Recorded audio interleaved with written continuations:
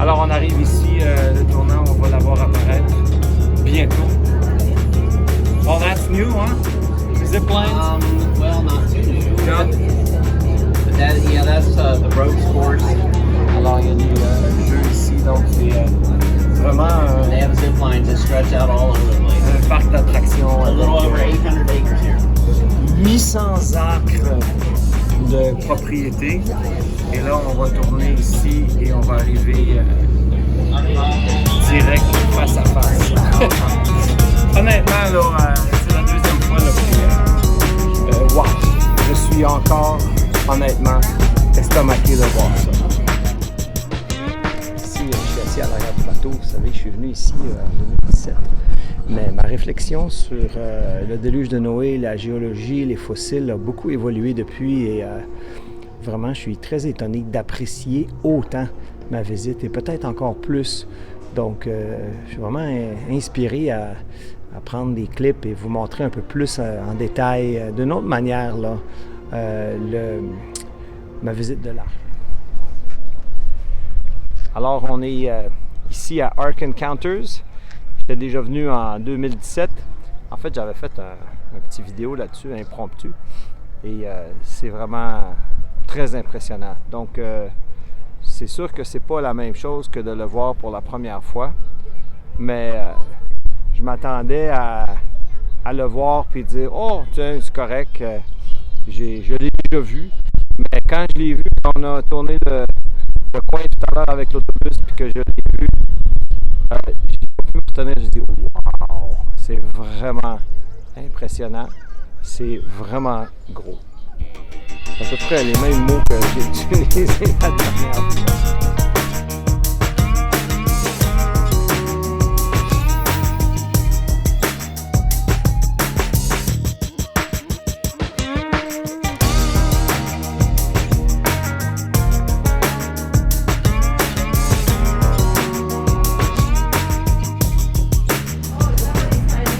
Alors, il y a comme une tranche ici de comment ils conçoivent la coque ici. Donc, c'est pas juste quelques planches de bois, c'est la structure dans le milieu et la coque extérieure et à l'intérieur. Encore une fois, c'est imaginatif. Nous ne savons pas comment Noé a construit l'arche. Mais certainement, ils étaient très avancés après 1600 quelques années après la création et l'existence de l'humanité pendant toutes ces années.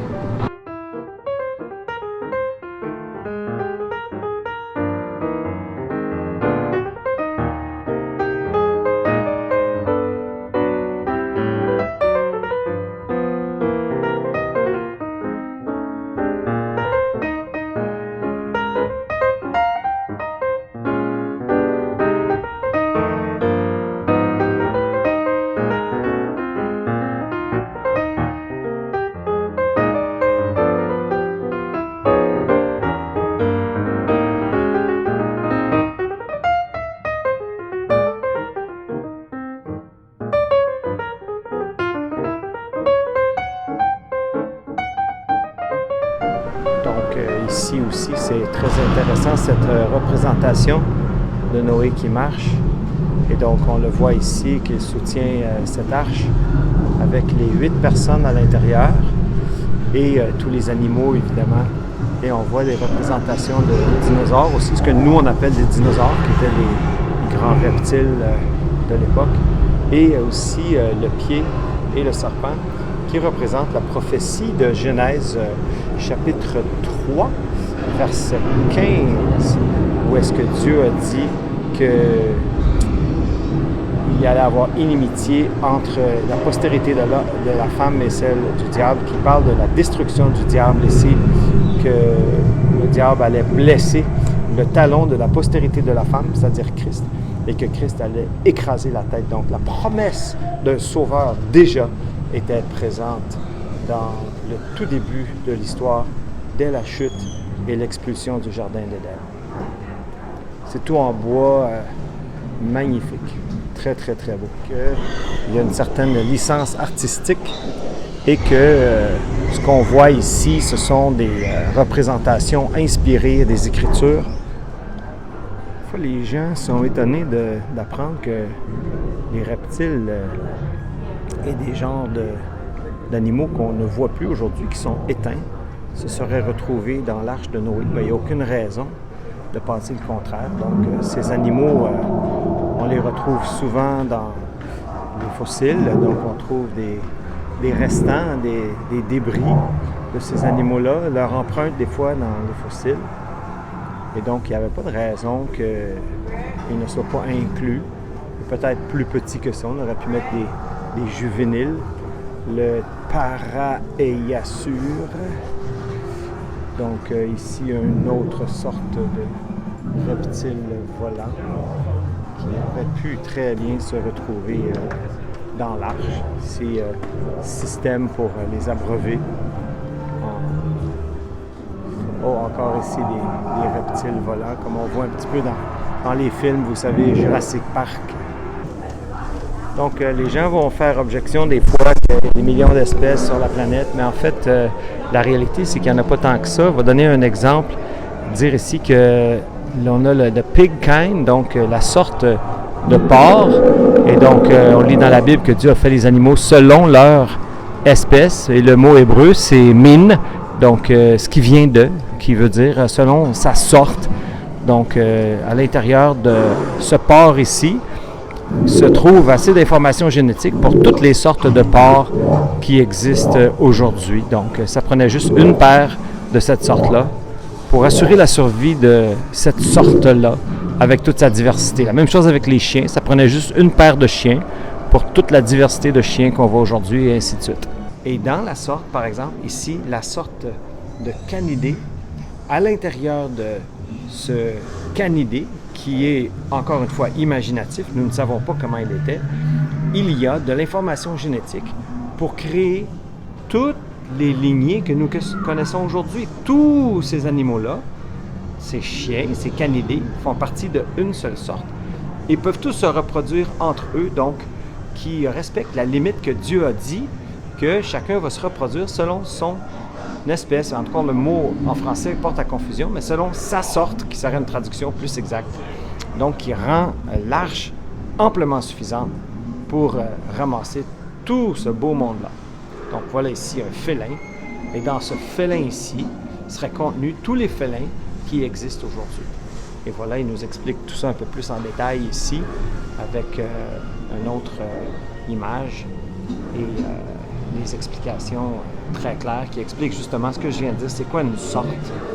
Combien de sortes étaient dans l'arche? Et donc, on a des estimations ici, d'après le travail de l'équipe des gens de Answers in Genesis, de Réponse dans la Genèse. Ici, une représentation des quartiers de Japhet et son épouse, qui semble avoir été un artiste. Et lui, un musicien à ses heures.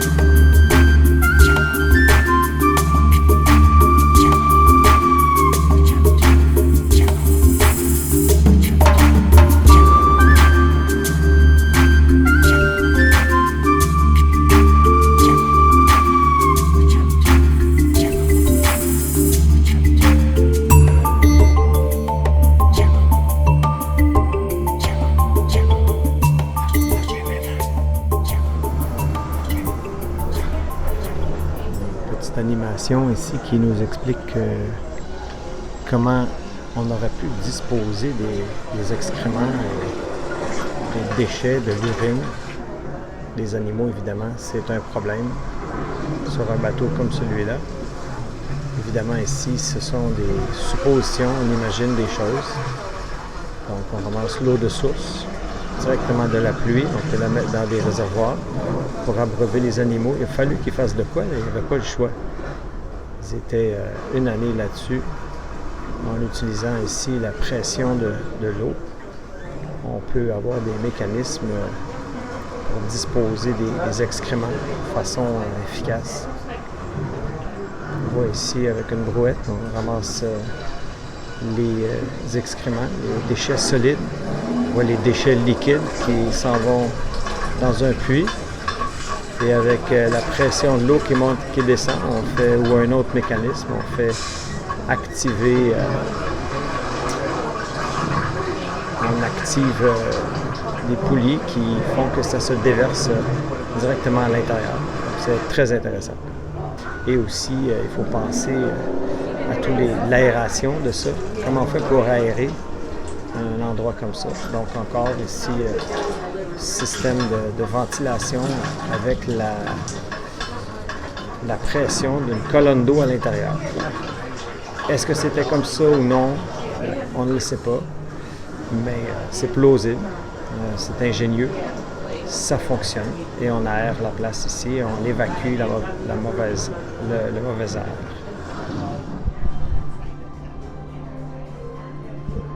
Donc on a ici l'explication des 6 jours de la création. Et ici, c'était un monde parfait, sans tristesse, sans maladie, sans guerre, sans mort. Évidemment, une déclaration ici que tout ce que Dieu a fait était parfait et était très bon. Donc, pendant la visite, les gens sont confrontés avec la parole de Dieu.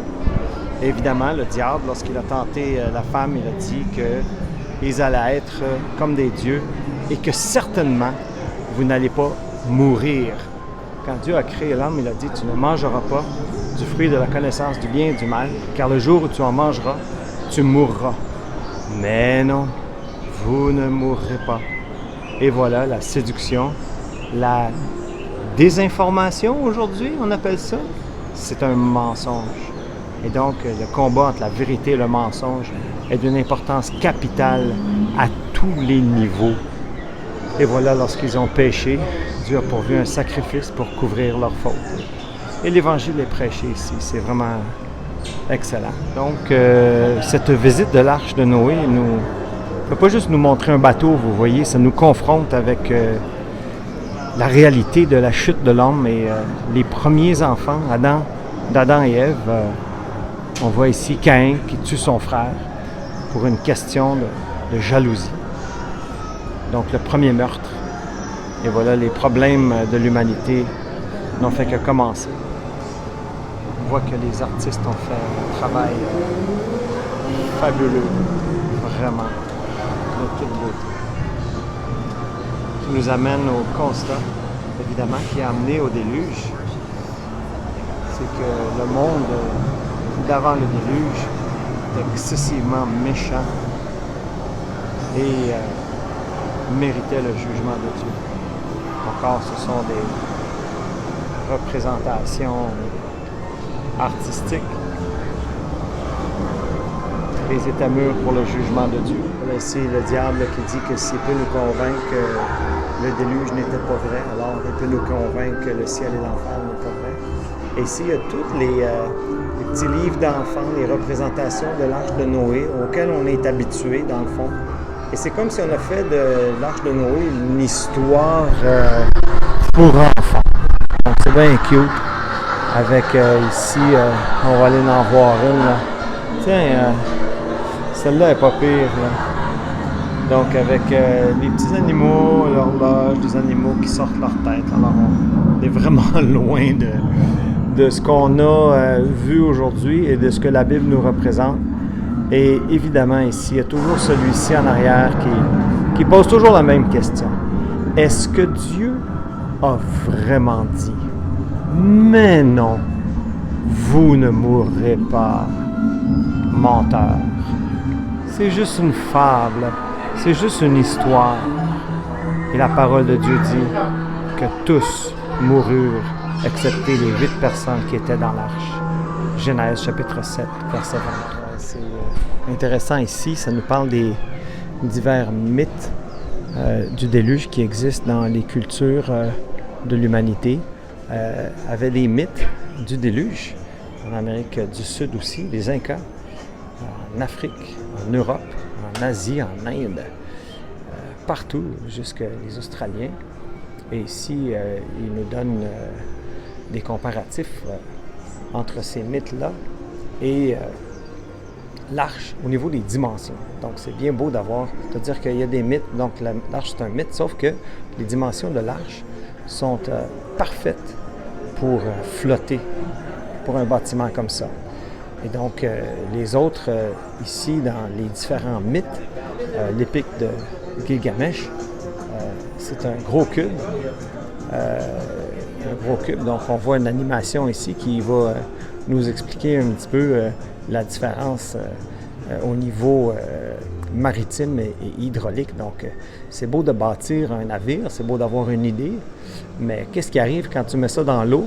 Donc, ici, celui de Vanuatu, donc c'est une pirogue qui ne survivra pas.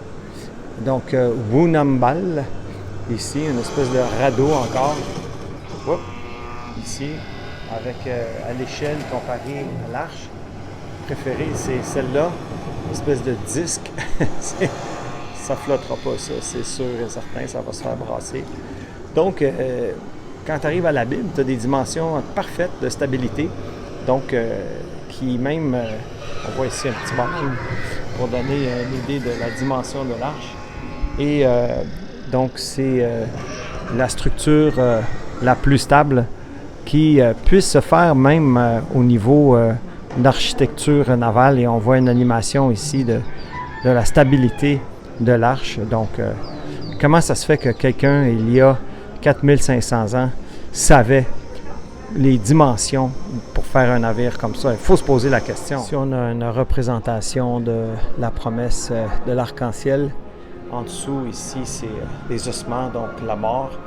Et lorsqu'on voit toutes ces roches sédimentaires autour de nous, qu'on découvre les fossiles, on comprend que c'est le déluge qui a fait ça. Et là, la famille de Noé qui offre des sacrifices à Dieu.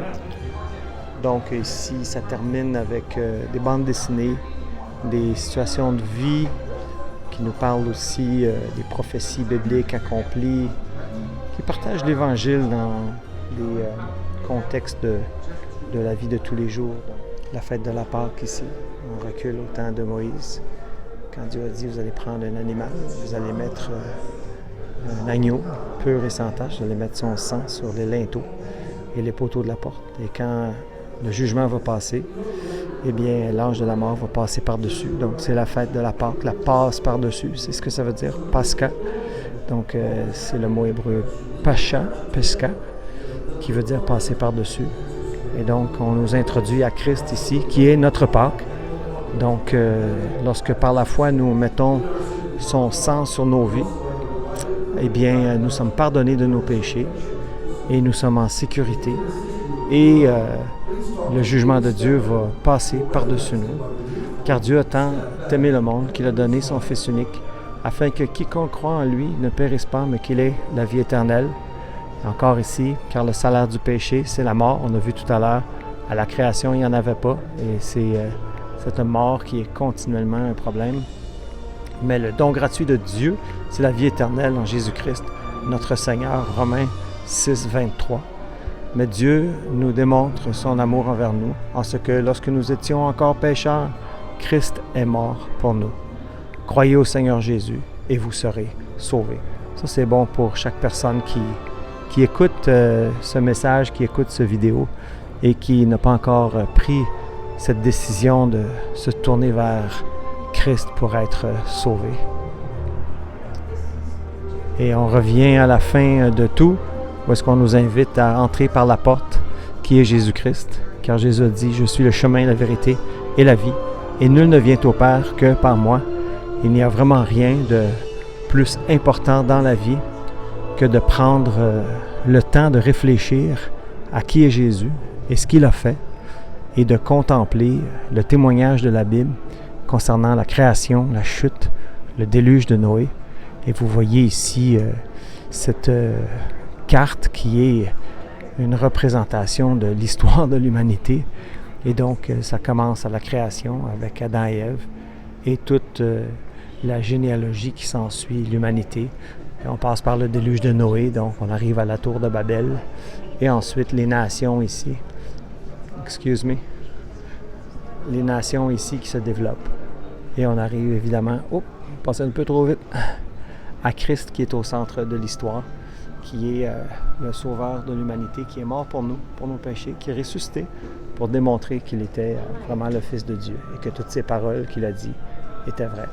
Donc, je vous invite à entrer dans une quête pour la vérité, si vous ne l'avez pas fait encore. Et je vous invite à vraiment faire l'examen en profondeur de qui est Jésus.